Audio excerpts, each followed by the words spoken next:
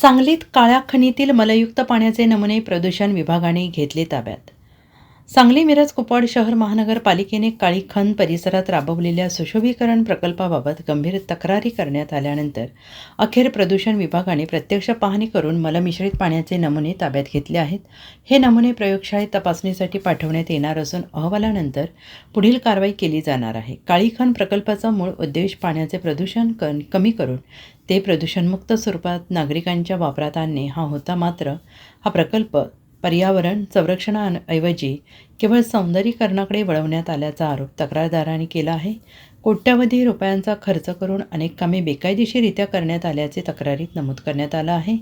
18 metre रुंदीचा रस्ता 12 metre करण्यात आला. रस्त्याचे रुंदीकरण करण्याऐवजी अरुंदीकरण करण्यात आले. तसेच नियमबाह्य पद्धतीने पादचारी मार्ग वाढवण्यात आल्याचा आरोप आहे.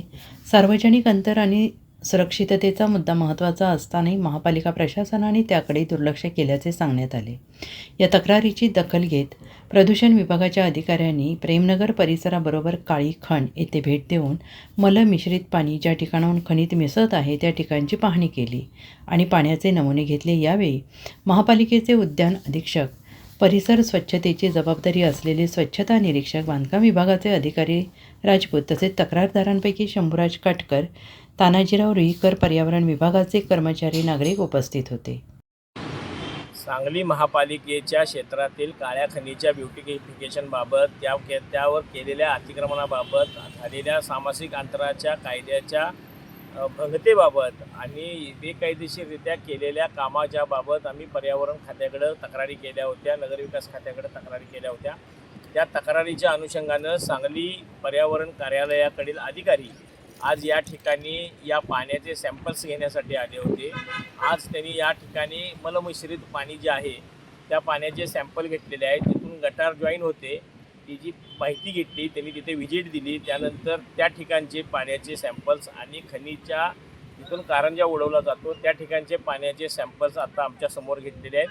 ते आमच्यासमोर सील करून घेतलेले आहेत आणि आमचा जो महापालिकेच्या बाबतीतला या विषयावरील लढा होता तो सातत्याने चालू आहे. महापालिका निवडणूक झाली, मात्र त्या निवडणुकीसाठी फायदा घेण्यासाठी महापालिका आणि प्रशासन किंवा पालकमंत्री यांनी जो काय या उद्घाटनाचा अट्टहास लावला होता, आज ह्या प्रोजेक्टकडे बघितलं तर कोट्यवधी रुपयेचा खर्च झालेला असतानासुद्धा याकडे नागरिकांनी पाठ फिरवलेली आहे. नव्याचे 9 दिवस म्हटले जातात, त्या पद्धतीनं हा प्रोजेक्ट फेल गेलेला आहे. मात्र आमचा जो लढा आहे, जो पर्यावरणासाठीचा जो प्रोजेक्ट होता तो ब्युटिफिकेशनकडे नेला. त्या तक्रारीच्या अनुषंगाने आज पर्यावरणाच्या अधिकाऱ्यांनी येऊन सॅम्पल घेतलेला आहे. आम्हाला आशा आहे या बाबतीत आमची जी भूमिका आहे, आम्हाला कुठला प्रोजेक्ट बंद पाडणे किंवा कुठल्या प्रोजेक्टला विरोध करणे ह्या गोष्टी नाही आहेत. तर तुम्ही सर्वसामान्य माणसांना जे कायदे लावता, नियम लावता, अटी घालता, शर्ती घालता, या शर्ती अटी महापालिकेने पाळल्या पाहिजेत यासाठीचा आमचा लढा. Bureau report SPN Marathi, Sangli.